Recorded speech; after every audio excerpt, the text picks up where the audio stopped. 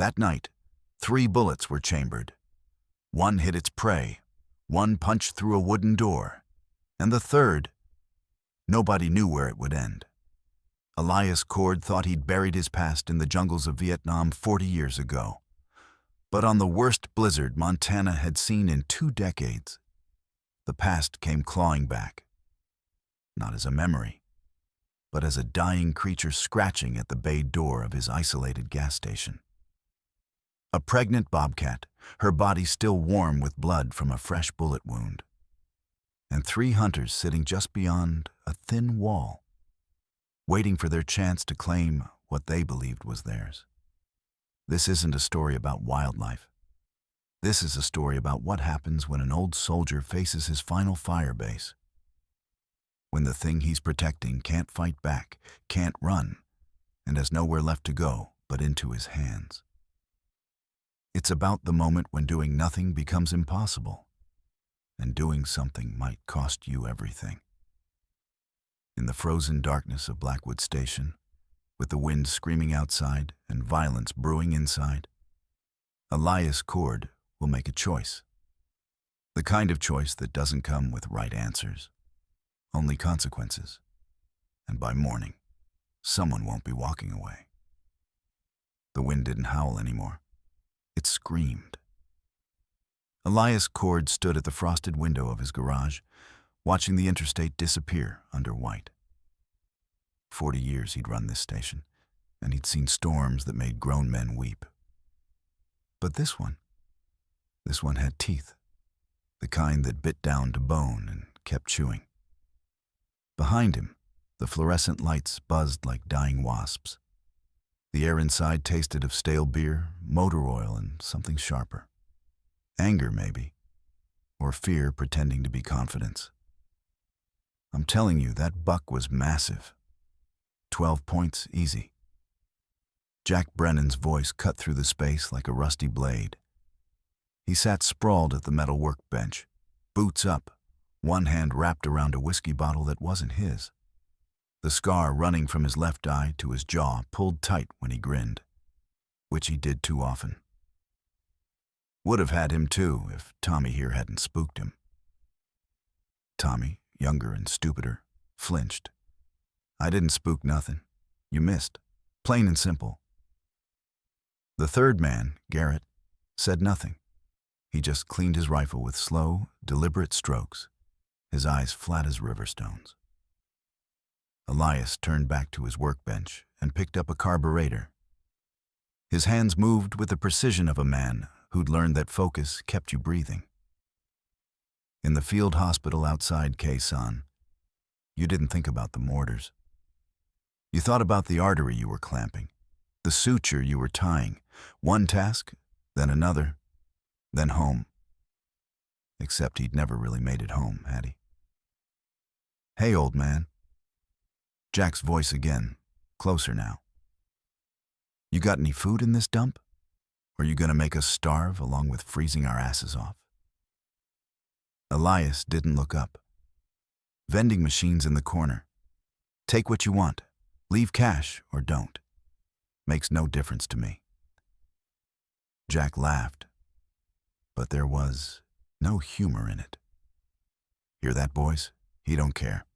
That's what I like. A man who knows when to mind his own business.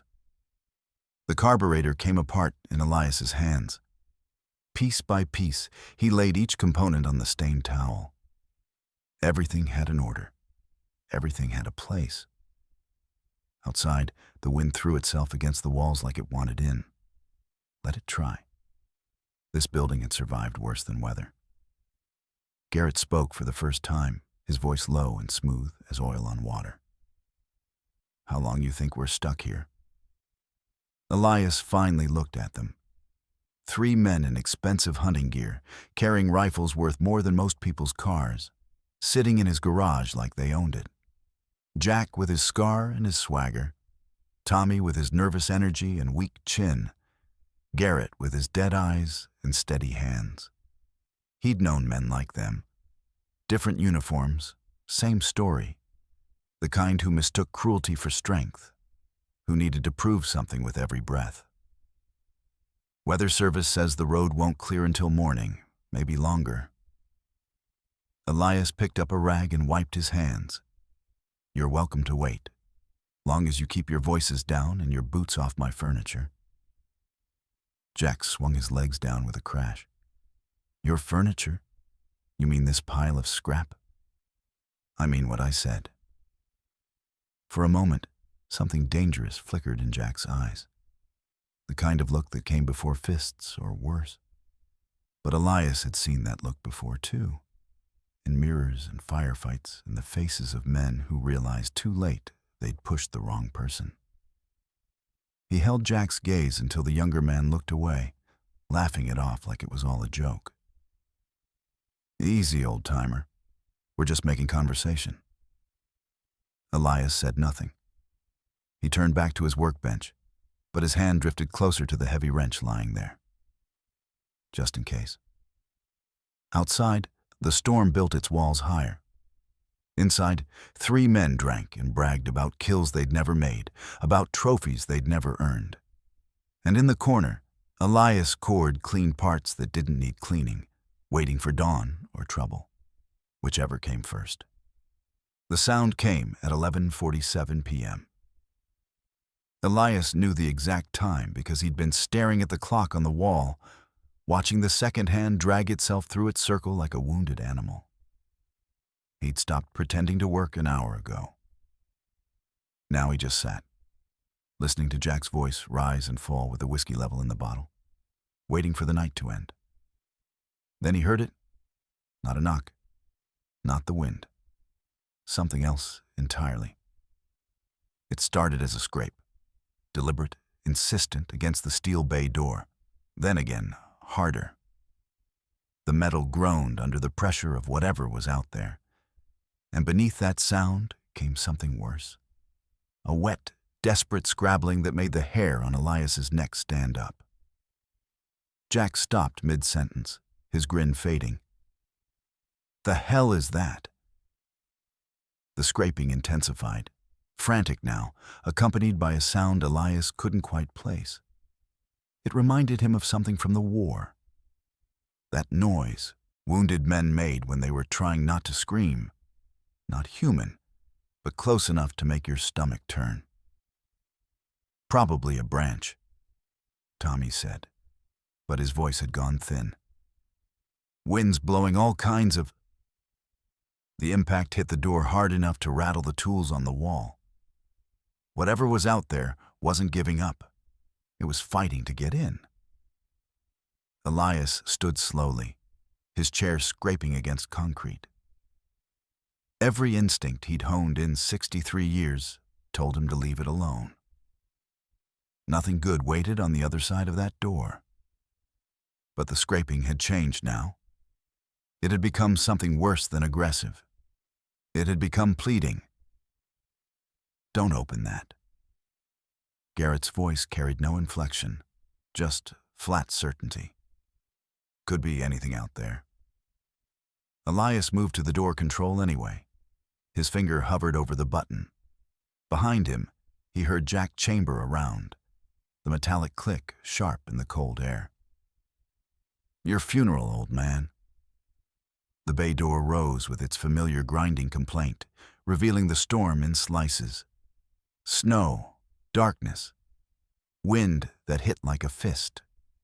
And there, collapsed in the 6 inches of powder that had already drifted against the threshold, was something that shouldn't have been there. At first, Elias thought it was dead. The way it lay motionless, its fur matted with ice and something darker. Blood, he realized. Fresh blood, steaming where it met the frozen air. The creature's sides heaved once, twice, then went still, except for one paw that twitched forward, claws scratching against concrete in a final, desperate pull toward warmth. Well, I'll be damned. Jack's voice carried something between wonder and greed. That's a bobcat. It was. A female. Maybe 30 pounds. Her tawny coat darkened by melted snow and mud. But it was her belly that held Elias's attention. Swollen, distended, moving with a life that wasn't hers. She was pregnant, heavily so, and from the way her body had curled around that swollen middle, from the way her eyes had rolled back showing white, she was in trouble. The cat made no sound, didn't hiss, didn't snarl.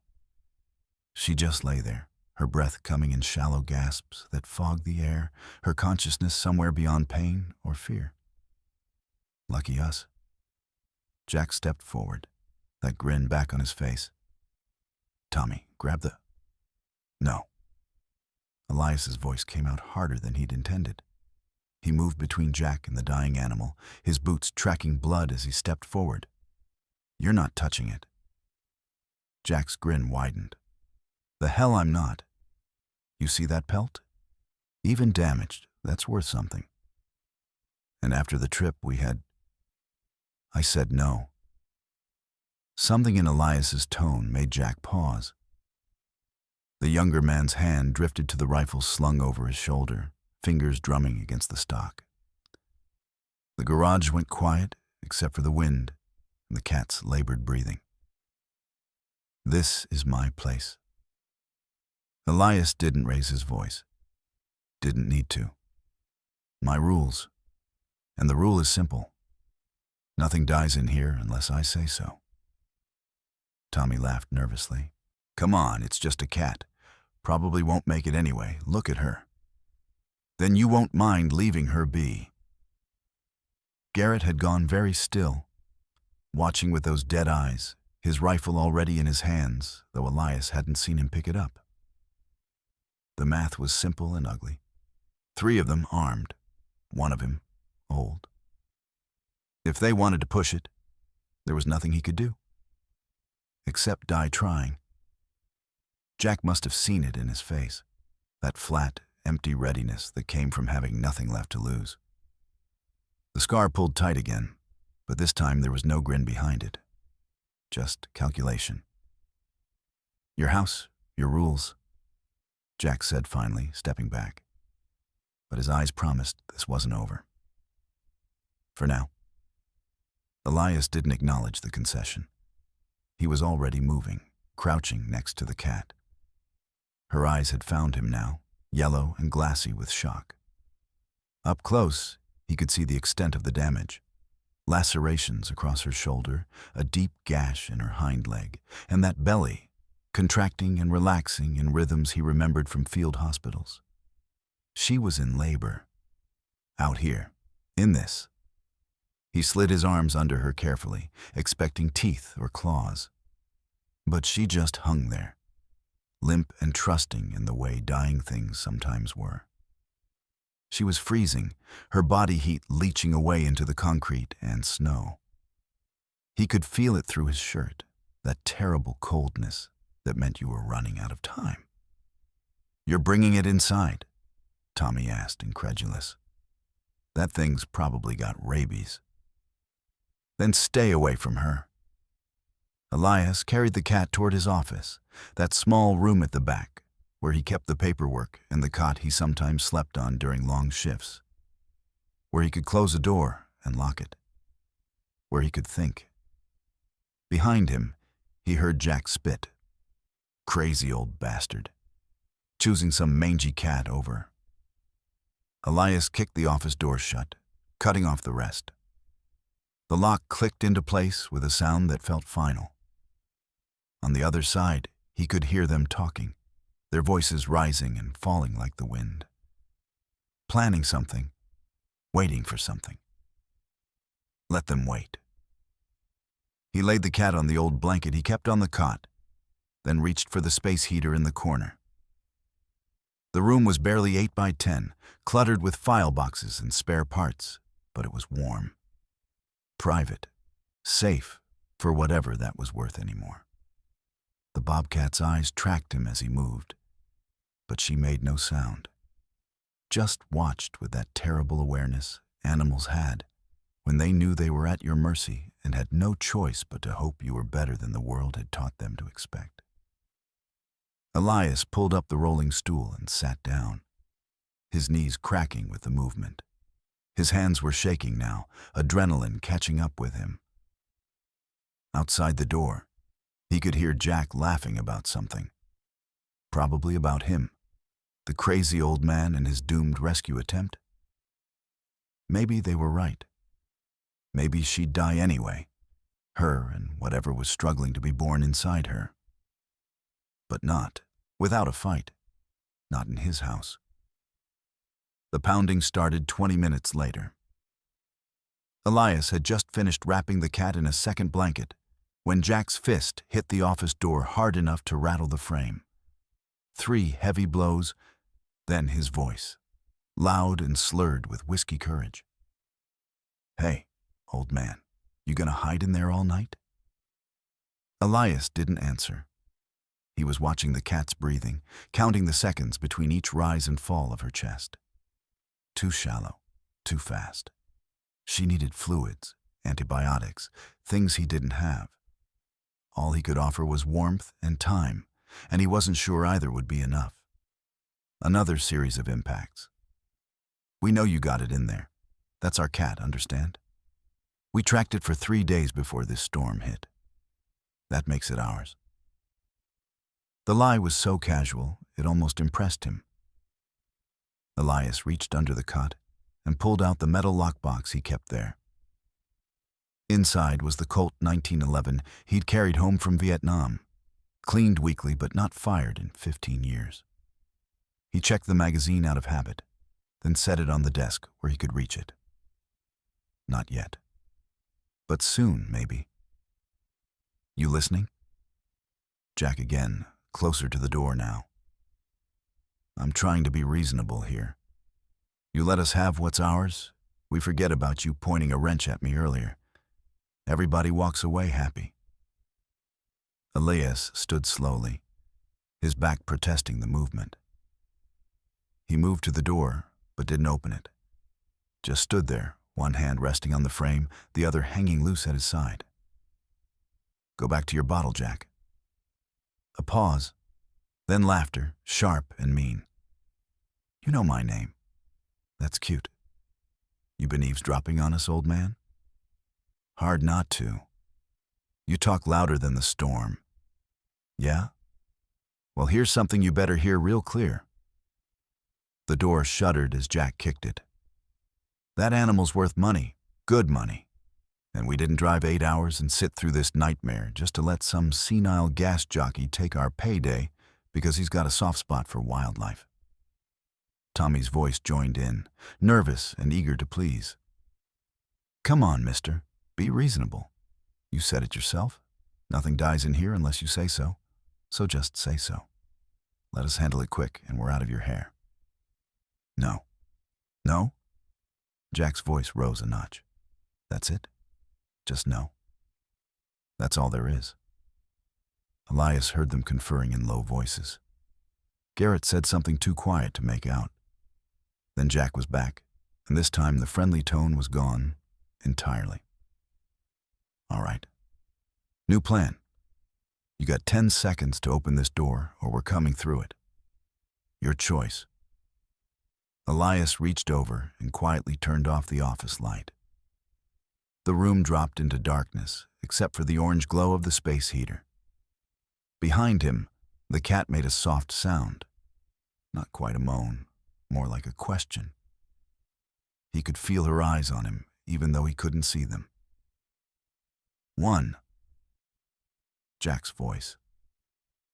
Elias moved to the desk, his hands finding the heavy wrench he'd left there earlier. 3 pounds of solid steel, 18 inches, long. Not as good as the pistol, but quieter. And in close quarters, just as effective if you knew where to swing. 5. He positioned himself beside the door, wrench in his right hand, weight on the balls of his feet. The stance came back without thought, muscle memory from a different life. In the dark, he was 23 again, holding a position in the jungle while something moved in the tree line. 8, 9. Try it. Elias's voice cut through the countdown, flat and cold. "First one through that door, I put this wrench through his skull. Second one, I use the pistol.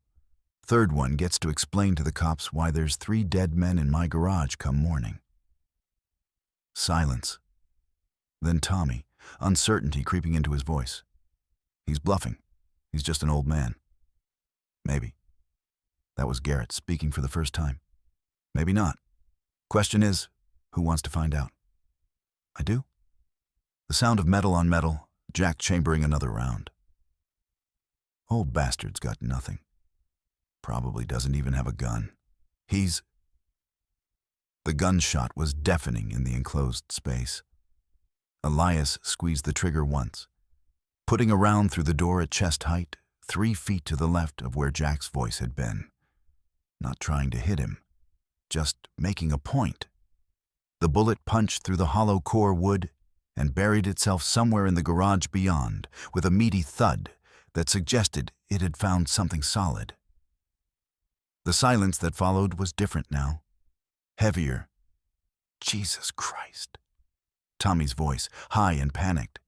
He shot at us. He actually... Shut up! Jack, but the swagger was gone. Just shut up.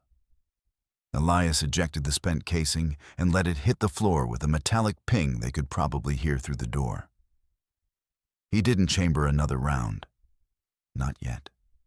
Let them wonder if he had 5 shots left or just 1. Here's how this works, he said, his voice carrying that same flat calm he'd used on terrified 18-year-olds when the mortars started falling. You 3 are going to walk back to your corner of my garage. You're going to sit down, and you're going to stay there until this storm passes and the road's clear. That animal in here with me? She's under my protection. That means she's off limits. You touch her, you try to take her, I will put you in the ground next to your buried trash. We clear? No response. I said, are we clear? Yeah. Jack's voice came from farther away now. Yeah, we're clear. For now. For now's good enough. Elias waited until he heard their footsteps retreating, then slowly released the breath he'd been holding. His hands were steady, but his heart was hammering against his ribs like it wanted out. He set the pistol back on the desk and reached under for the bottle of aspirin he kept there.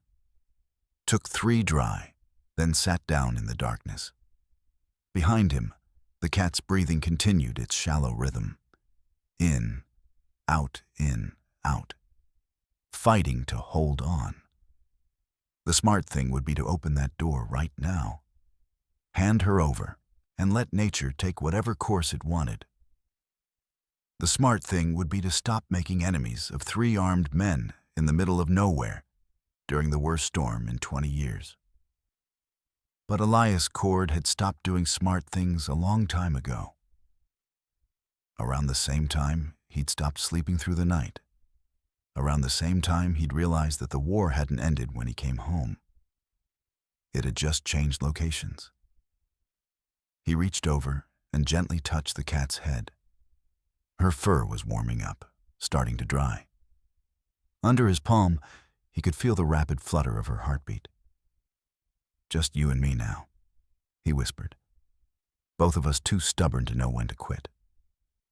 Outside the door, he heard Jack say something sharp and angry. A bottle broke. Someone cursed. The sounds of men who'd been denied what they wanted and were working themselves up to doing something about it. Elias checked the pistol's magazine one more time, then settled back in his chair to wait. The storm wasn't done yet. Neither was the night. And neither, it seemed, was he. The cat opened her eyes at 1:15 a.m. Elias had been dozing in the chair, his body's old trick of sleeping without really sleeping, when he felt the shift in the room. That animal awareness that someone was watching.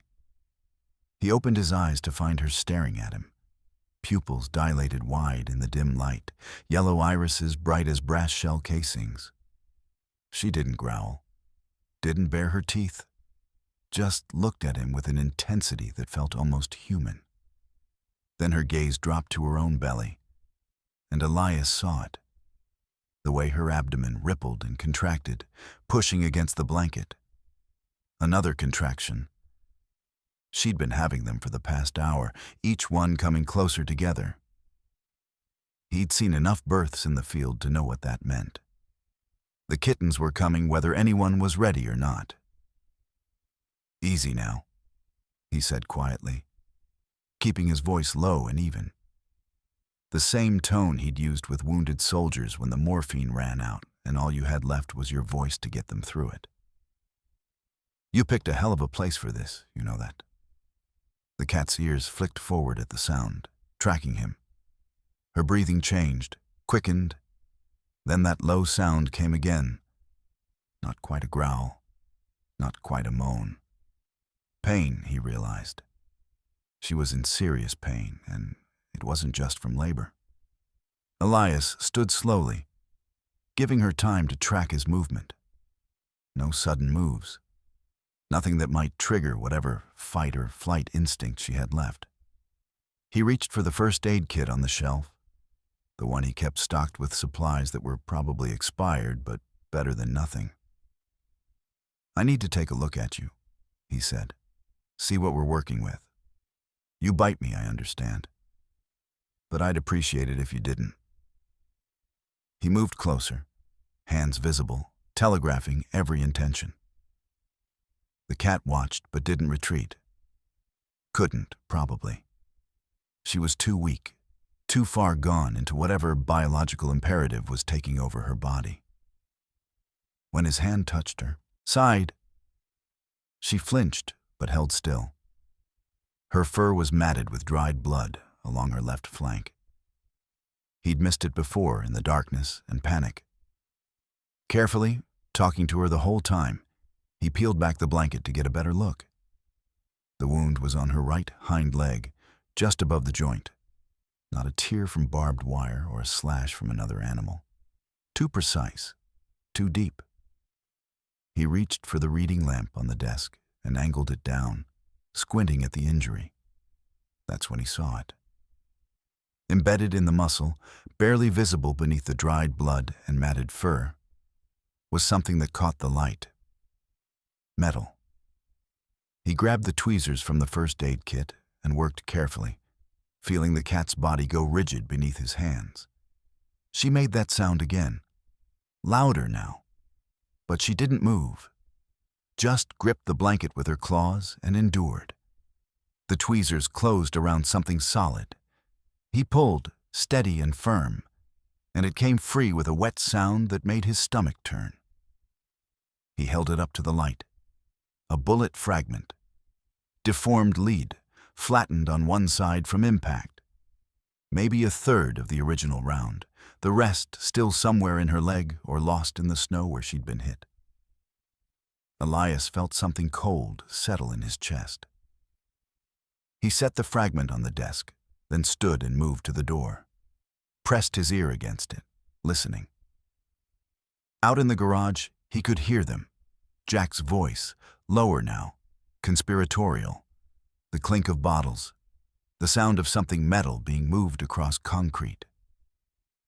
He unlocked the door as quietly as possible and opened it just an inch. Through the gap, he could see them in the corner near the workbench. Tommy was passed out in a chair, head lolled back, mouth open.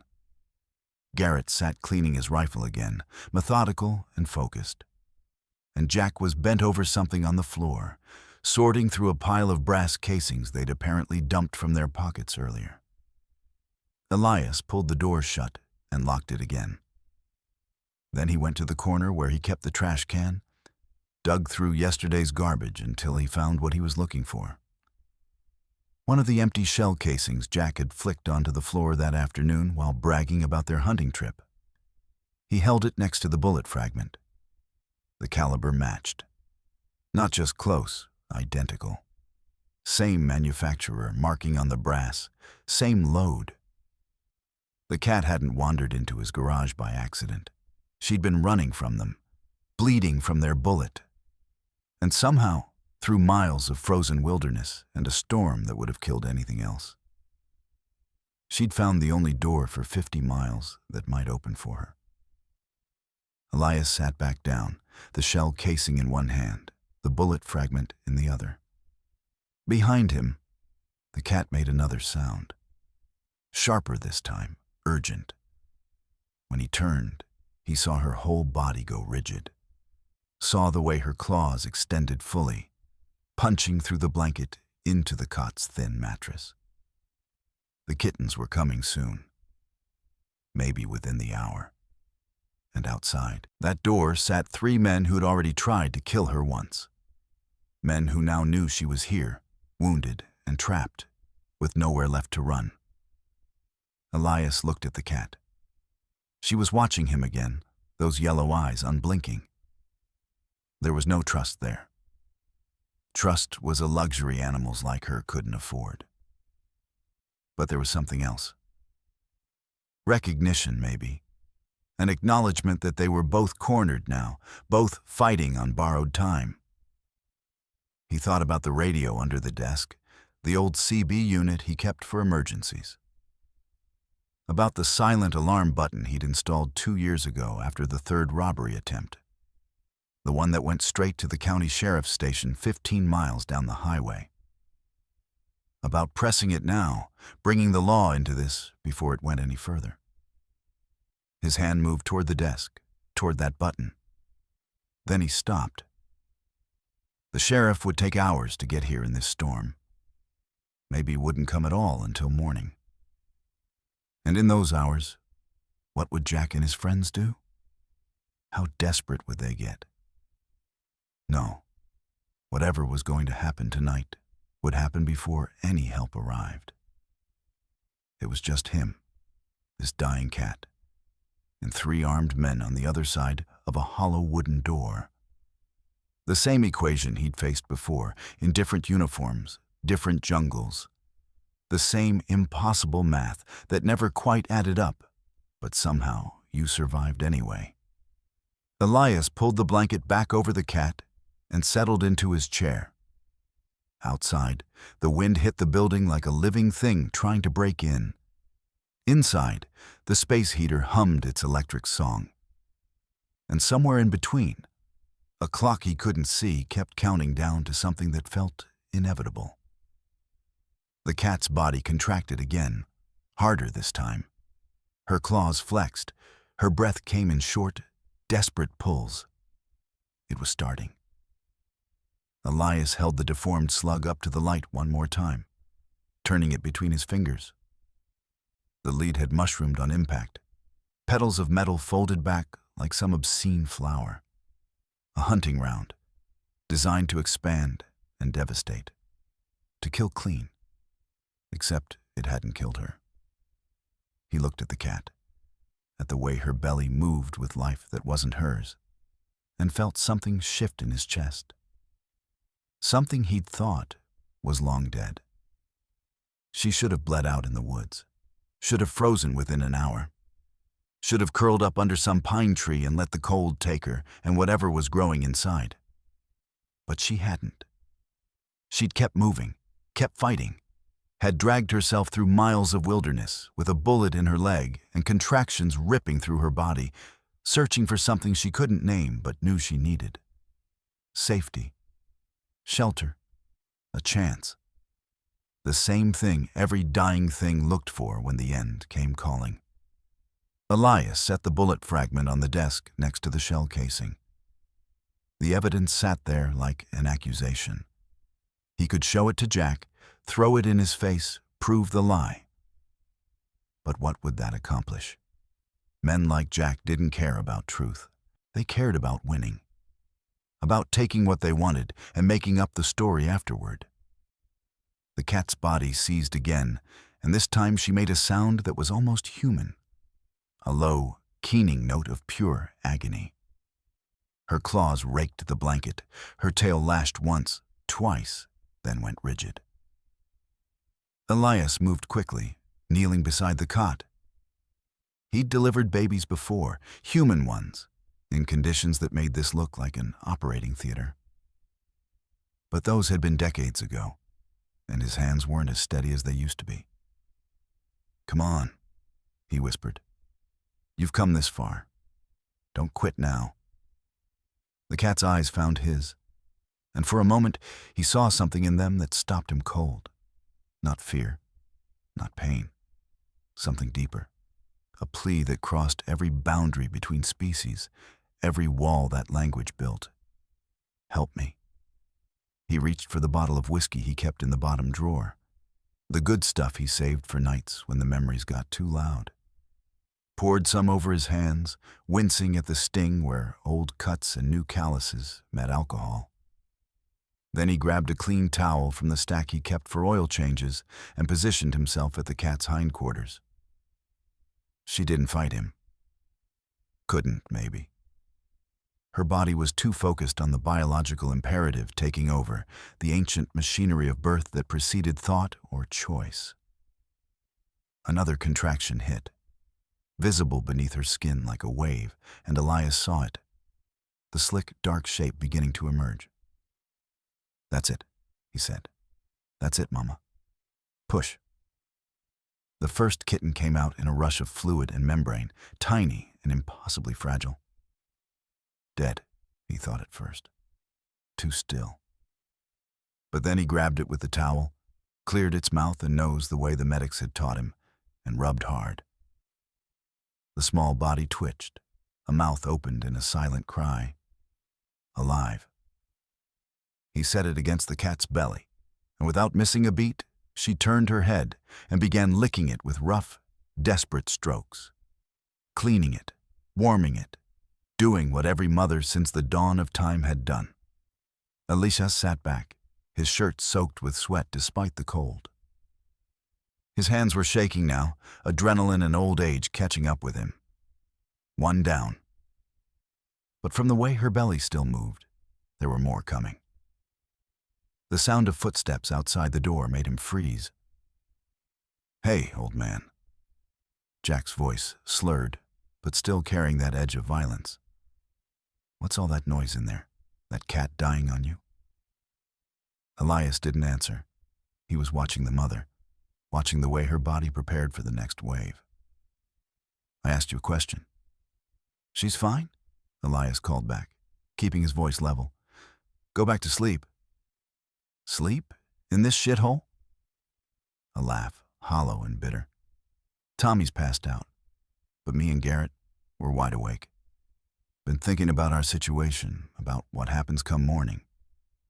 What happens is you leave. That's what happens." Another laugh. "Yeah, maybe. Or maybe we take what's ours and then leave. Tomato, tomato." Elias looked at the bullet fragment on the desk, at the shell casing, at the proof he couldn't use because it would only make things worse. "She's not yours," he said quietly. "What's that?" "I said she's not yours. You lost that claim when you shot her and left her to die." Silence. Long enough that Elias thought maybe Jack had walked away.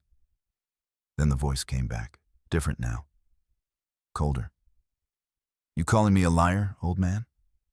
"I'm stating a fact." "Fact." The word came out like a curse. "You want facts? Here's one. There's 3 of us and 1 of you. You got a gun, sure. Maybe you even got the balls to use it. But eventually, you're gonna have to sleep. Gonna have to open that door. And when you do..." The threat hung there, unfinished but clear. Elias reached under the desk and pressed the silent alarm button. A small LED lit up red, confirming the signal was sent. Help was coming. Eventually. Maybe. If the storm hadn't taken down the phone lines. If the sheriff decided an alarm from Blackwood Station was worth risking his deputies' lives in this weather. A lot of ifs. The cat made that sound again, urgent and desperate. Elias turned back to her just as the second kitten began to emerge. This one was harder. Caught somehow. Twisted wrong. The mother was weakening, her movements becoming sluggish. She'd lost too much blood, was fighting too many battles at once. "Come on," Elias muttered, reaching in carefully. His fingers found the kitten, felt the impossible smallness of it. He adjusted the position, gentle but firm, the way you had to be when life and death came down to millimeters and seconds. The mother pushed. He pulled, and suddenly it was free, sliding into his hands in a wash of fluid. This one didn't move at all. Elias worked fast, clearing airways, rubbing harder than before. Nothing. He tried again, his old hands clumsy with urgency. Still nothing. "Damn it," he whispered. Then louder, "Come on!" A tiny gasp, a spasm. Then suddenly the kitten was mewling, weak but alive, and Elias felt his eyes sting with something he refused to name. He placed it next to its sibling, and the mother turned her attention to it immediately, licking with renewed vigor despite her exhaustion. 2 down. At least 1 more to go based on how her belly still moved. Outside the door, Jack was saying something to Garrett, too quiet for Elias to make out. Planning something, waiting for something. The long night was far from over. The lights died at 2:47 a.m. Not a flicker, not a brownout, just instant total darkness. The space heater's hum cut off mid-note, and the temperature in the small office immediately began its slow fall toward freezing. Outside, Elias could hear Tommy jolt awake with a startled curse, followed by Jack's voice cutting through the black. "Power's out. Lines must be down." Elias fumbled for the flashlight he kept in the desk drawer, his hands clumsy in the sudden void. Found it. Clicked it on. The beam was weak, batteries half dead, but it was enough to see the cat and her 2 kittens huddled together on the cot. The mother was still laboring. He could see it in the way her sides heaved, in the tension that rippled through her body. But something was wrong. The contractions had been coming regular as clockwork, but now they were erratic. Strong, then weak, then strong again. Her breathing had changed too, coming in short, desperate gasps that misted in the rapidly cooling air. She was failing. "Old man." Jack's voice, closer to the door now. "You got any generator in this dump? Any heat?" Elias ignored him. He set the flashlight on the desk, angled toward the cot, then grabbed every blanket and towel he could find, wrapped them around the cat and her babies, trying to trap what warmth remained. The kittens were barely hours old, and they wouldn't survive if the temperature dropped much more. Another contraction hit the mother, violent enough that her whole body lifted off the cot. She made that sound again, the one that wasn't quite animal, and Elias saw blood, fresh, bright red, staining the blanket beneath her. Internal bleeding. Had to be. Either from the bullet wound or from something torn during labor. Maybe both. He reached for the first aid kit again, knowing it was useless but needing to do something. His hands found gauze, antiseptic, pressure bandages meant for humans. Nothing that would help a dying wild animal in the middle of nowhere. The door rattled. "Hey, you hear me? We're freezing out here." "Join the club," Elias muttered. He pressed his hand against the cat's belly, feeling for the 3rd kitten. It was there. He could feel it moving, but it wasn't descending. Stuck somehow. And the mother was too exhausted to push effectively anymore. He'd seen this before. In field hospitals when the wounded were too broken to help themselves. When all the morphine in the world couldn't make the body do what it needed to do. Sometimes you had to make hard choices. Sometimes you had to hurt someone to save them. Elias positioned himself, hands ready. "I'm sorry," he whispered. Then he pressed down on her belly, firm and steady, helping the contractions along. The cat's claws extended fully, tearing into the blanket. Her mouth opened in a silent scream, but the kitten moved, shifted, began to emerge. "That's it. Come on, Mama, one more, just one more." The pounding on the door started again, harder now. "Old man, I swear to God." The kitten came free in a rush, and Elias barely caught it, smaller than the others, barely moving. He worked on it frantically, rubbing, clearing, doing everything he'd done before. But this one was different, weaker. The cold had already started to take it. Behind him, he heard the sound of tools being moved in the garage, metal scraping on concrete. They were looking for something. A crowbar, maybe. Something to force the door. The kitten gasped once, then went still in his hands. Elias tried again, and again. His old hands, moving with a desperate urgency that bordered on madness. But the tiny body remained limp, cooling against his palms. "Come on," he said, then louder, "Come on." Nothing. He set it down gently next to its siblings, this small thing that never got a chance. The mother turned her head to look at it, sniffed once, then began licking it anyway. Some instinct too deep to abandon, even when reason said it was over. The sound of splintering wood snapped Elias's attention back to the door. They were doing it. They were actually trying to break through. He grabbed the pistol, checked the magazine one more time. 5 rounds left. Then he moved to stand between the door and the cot, his body a barrier between what was coming and what he'd sworn to protect. The mother cat watched him with those yellow eyes, still licking her dead kitten, the 2 living ones squirming against her side. She understood, he thought. Understood that the real danger wasn't over. That the night still had teeth. Another impact on the door. A crack appeared in the wood, splintering vertically from the lock. "Last chance, old man." Jack's voice, breathing hard from exertion. "Open up or we're coming through." Elias raised the pistol, aimed at the center of the door where the crack was forming. His hand was steady now. All the shaking was gone. That old calm had settled over him, the one that came when there was nothing left to lose and nowhere left to run. "Then come through," he said quietly. "See what happens." The impact stopped. Silence stretched out, broken only by the wind outside and the soft sounds of the cat tending to her litter. Then Garrett's voice, low and calm. "Jack, think about this." "I am thinking. I'm thinking about what's ours in there. Is it worth dying for?" A pause, long enough that Elias thought maybe reason had won. Then Jack laughed, a sound with no humor in it at all. "Guess we're about to find out." The paper caught fast, curling black at the edges before bursting into flame.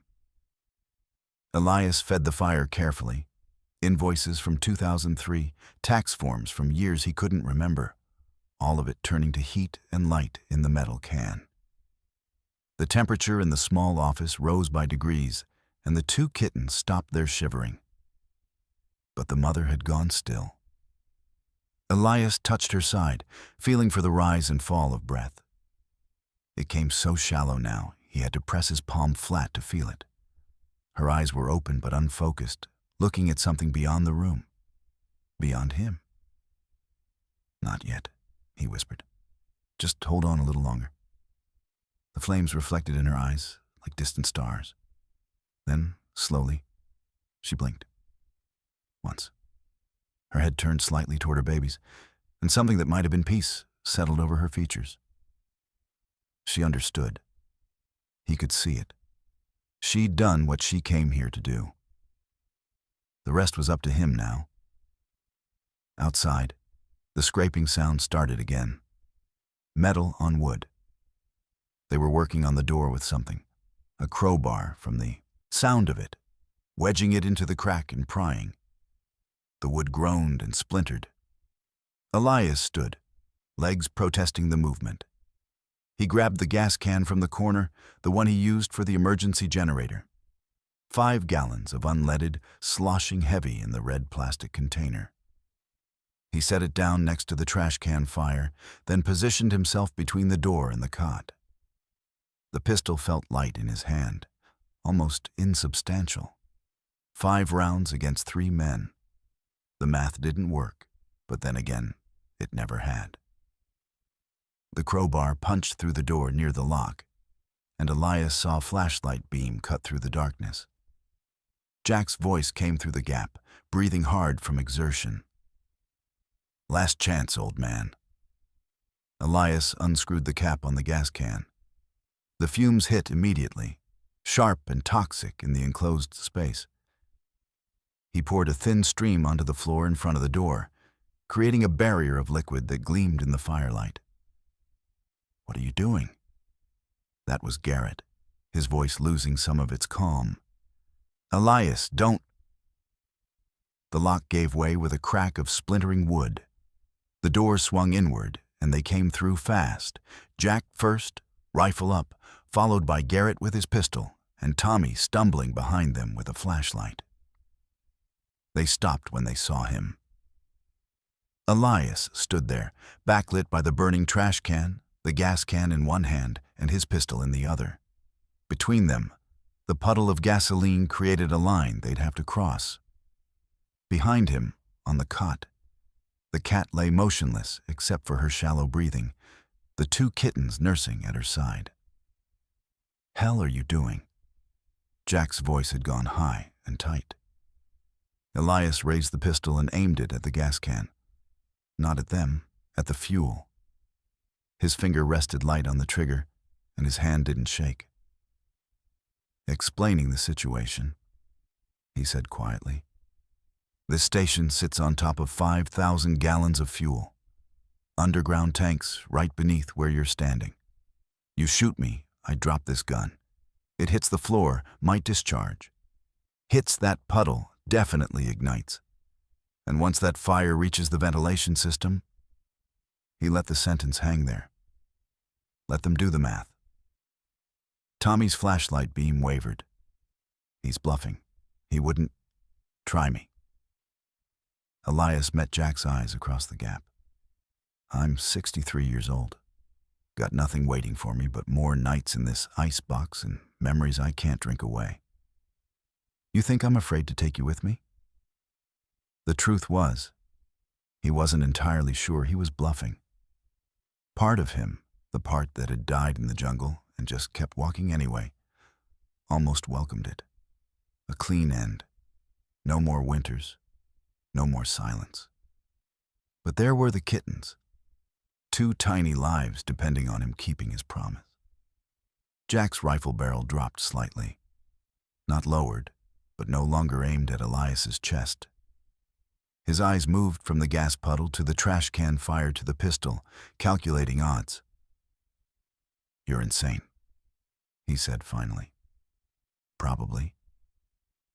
Elias shifted his weight, and the movement made both Jack and Garrett tense. "But I'm the kind of insane that's already made peace with dying. You 3, you're the kind who drove up here for a fun weekend. Who wanted a trophy to brag about? That's not worth burning for." Tommy was already backing toward the door. "Jack, man, he's serious. Look at his eyes." "Shut up." But Jack's voice lacked conviction now. The scar on his face stood out white against his flushed skin. "We came for what's ours. Nothing in here is yours." Elias's voice dropped to something cold and final. "And if you take one more step forward, we all find out what burning alive feels like. Your move." For a long moment, nobody breathed. The only sounds were the wind outside, the crackle of burning paper, and the wet, labored breathing of the dying cat.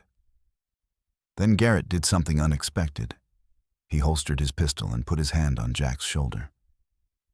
"It's done," he said quietly. "Let it go."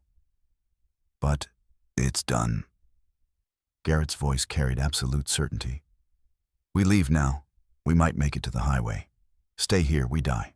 Simple as that." Jack's jaw worked, grinding teeth, pride warring with survival. His rifle stayed up for another 5 seconds that felt like hours. Then, slowly, he lowered it. "This isn't over," he said, but the words sounded hollow even to him. Yeah, it is. Elias kept the pistol trained on the gas can. And you're gonna walk out that door, get in your truck, and drive away. You come back, I'm calling the sheriff. Got your shell casings. Got the bullet I pulled out of her. They'll match your rifles.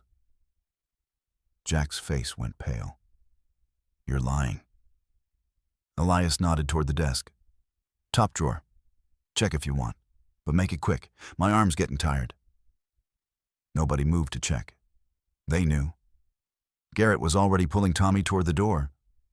After a moment, Jack followed, walking backward, his eyes never leaving Elias. At the threshold, he stopped.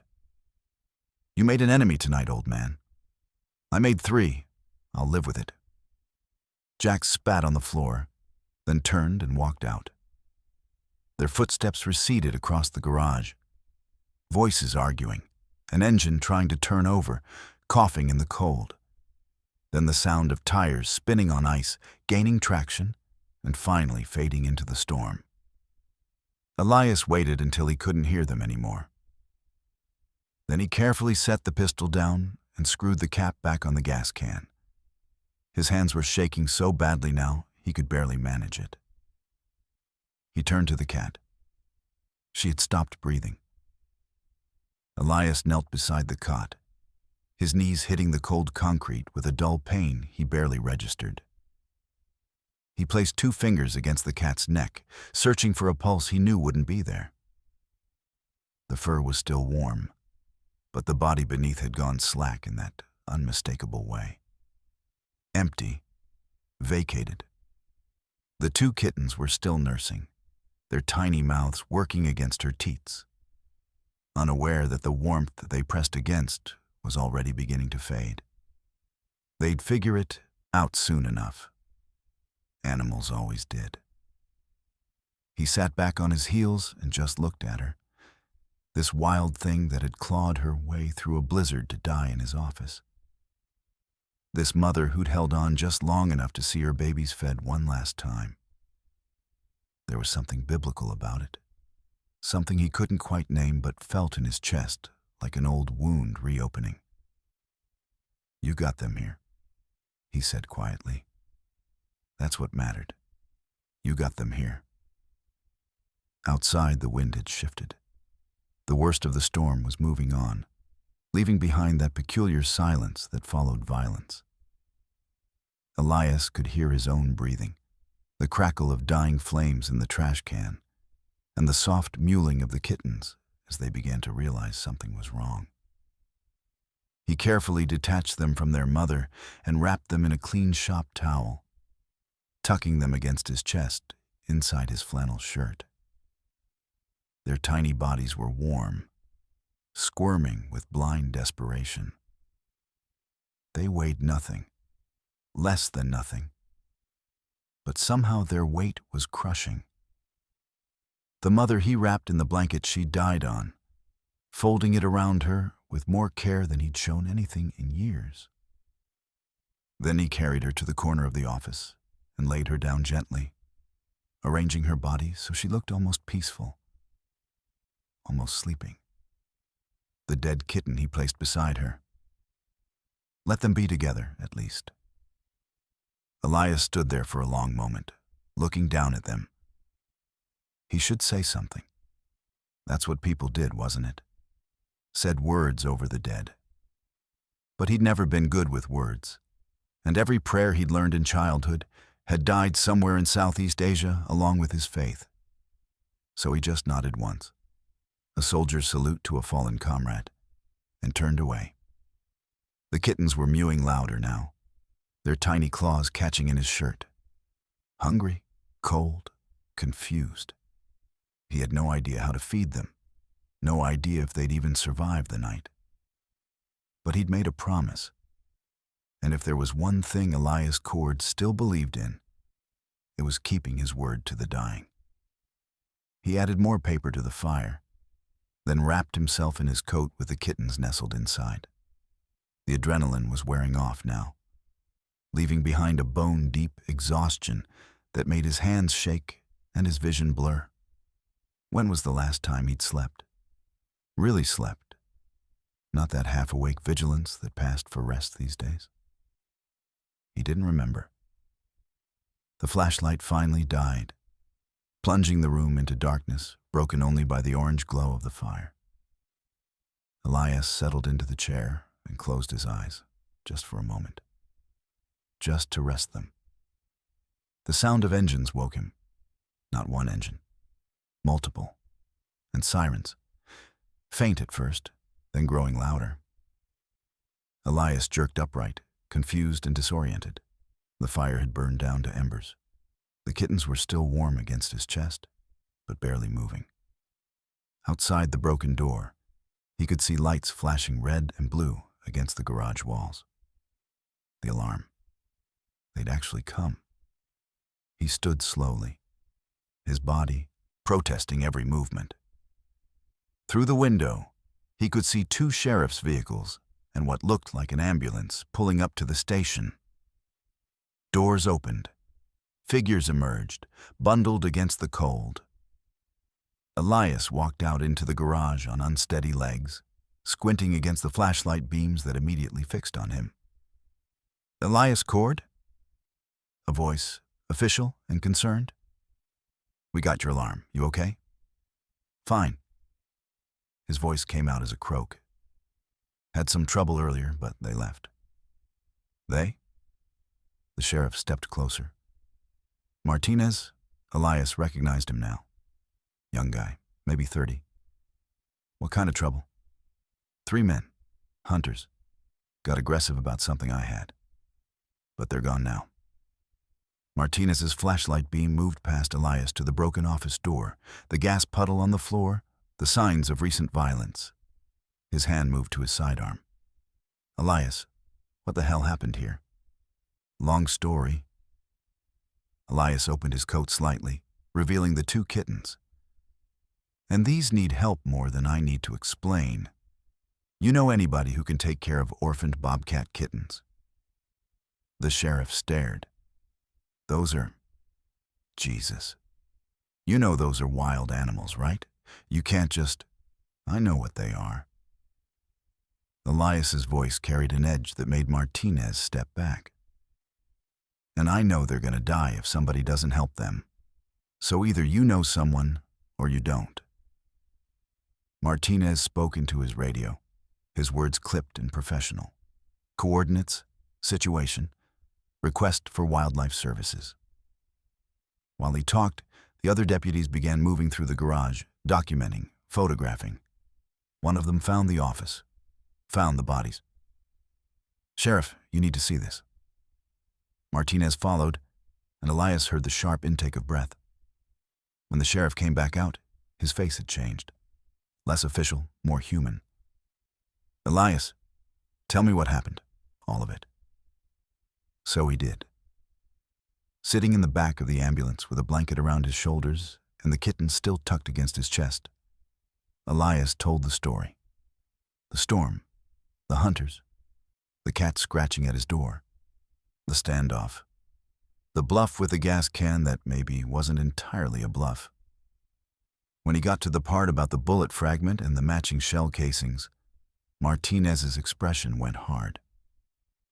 "You still have those?" "Top drawer, left side."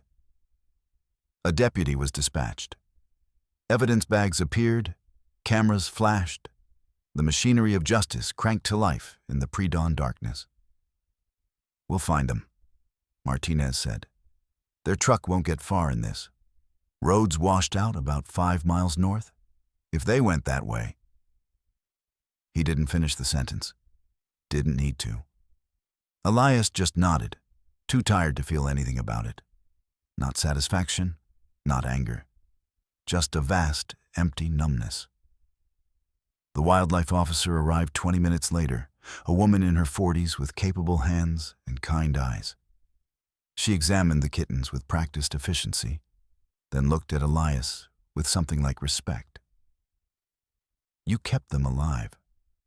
In this cold, without their mother. That's remarkable. Will they make it? Maybe. 50-50. But they've got a chance now." She carefully transferred them to a warming box in her truck. "I'll do everything I can." "That's all anyone can do," Elias said. They found Jack's truck at dawn, nose down in a ravine 3 miles past the washed-out section of highway. The vehicle had rolled twice based on the damage, coming to rest against a stand of pines that probably saved all 3 men from going over the edge completely. Jack had a broken collarbone. Tommy had a concussion. Garrett walked away with nothing but bruises and that same flat expression he'd worn all night. Martinez told Elias about it 2 days later. Sitting in the repaired office with coffee neither of them was drinking. "They're claiming self-defense. Say you threatened them with a gun, went crazy, forced them out into the storm." Martinez watched Elias's face for a reaction. "That match your memory?" "I threatened them with a gas can and a promise," Elias said. "The gun just made sure they believed me." "The bullet fragment matches Jack's rifle. We confirmed it this morning. And we found blood on the stock, cat blood. He used it as a club when they first cornered her." Elias said nothing, just stared at his coffee. "DA's charging all 3. Illegal hunting, trespassing, attempted burglary, maybe more depending on how the judge feels about threatening an old man in his own home." Martinez paused. "You'll have to testify." "All right." "That it? Just all right?" Elias looked up. "What else is there? They did what they did. I did what I did. Now lawyers get paid to argue about which was worse." Martinez shook his head slowly. "You're a strange man, Elias Cord." "So I've been told." After the sheriff left, Elias sat alone in the office for a long time. The bloodstains were gone. He'd scrubbed them himself, on his hands and knees, until the concrete showed nothing but old oil spots and ancient grime. The door had been replaced. The bullet hole in the garage wall had been patched. Everything back to normal, as if that night had never happened. Except it had. Spring came slowly that year, the winter holding on with fingers of ice that didn't want to let go. But eventually the snow melted, the roads cleared, and life returned to its familiar rhythm. Elias opened the station each morning, closed it each night, and existed in the space between with the same numb efficiency he'd perfected over decades. He didn't ask about the kittens. Didn't want to know if they'd survived or not. Some things were better left uncertain. Then, 3 months after the storm, the wildlife officer returned. Elias was out front replacing a fuel pump when her truck pulled up. She got out smiling, and he knew before she said anything. They made it, both of them. Something that might have been relief flickered in his chest. "You sure?" "Positive. Healthy, strong, mean as hell. We kept them, together, socialized them enough that they could survive, but not so much that they'd trust humans. Released them yesterday about 20 miles from here." She handed him a photo. "Thought you'd want to see?" The picture showed 2 young bobcats, nearly full-grown, standing side by side on a fallen log. One was lighter, the other darker, but both had their mother's eyes. Alert, wild, alive. "Thank you," Elias said quietly, "for telling me. Thank you for giving them a chance." She climbed back into her truck and then paused. "You did something good that night. I hope you know that."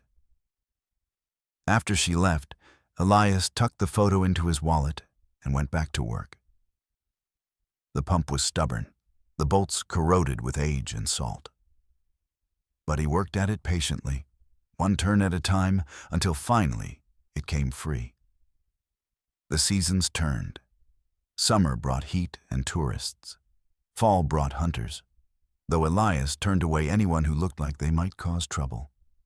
Winter came again, gentler this time. And then spring returned with its usual promise of renewal that Elias had stopped believing in years ago. He was sitting on the front steps one April evening, smoking a cigarette. He shouldn't be smoking, and watching the sun paint the mountains gold, when he saw them. 3 shapes at the edge of the tree line. Too far to see clearly, but he knew. Call it instinct or wishful thinking or old eyes playing tricks, but he knew. The mother and her 2 surviving children, grown now, watching the station from a safe distance. Elias stood slowly, his knees creaking.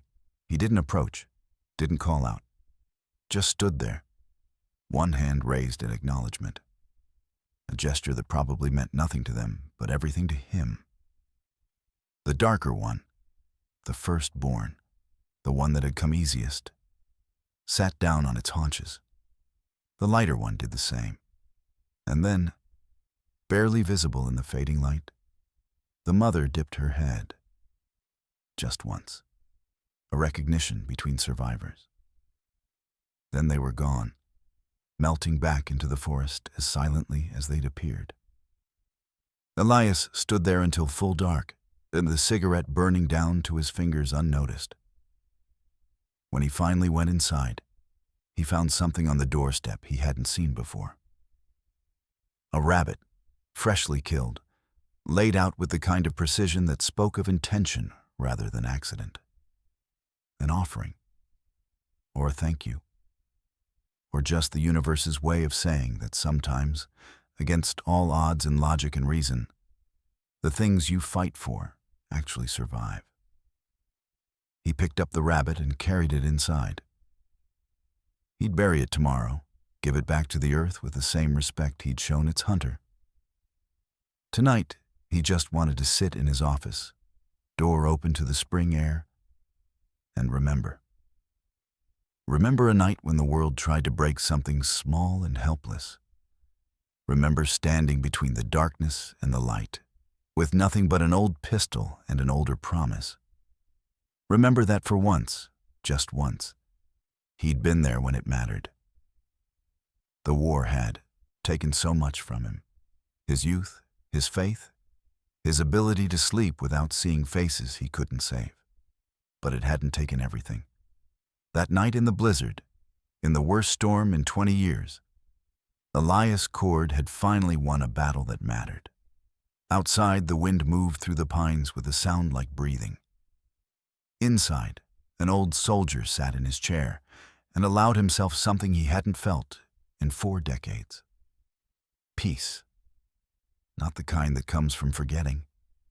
Not the kind that means the war is over. Just the simple, profound peace of knowing that when the moment came, when life and death hung in the balance and the choice was his to make, he'd chosen right.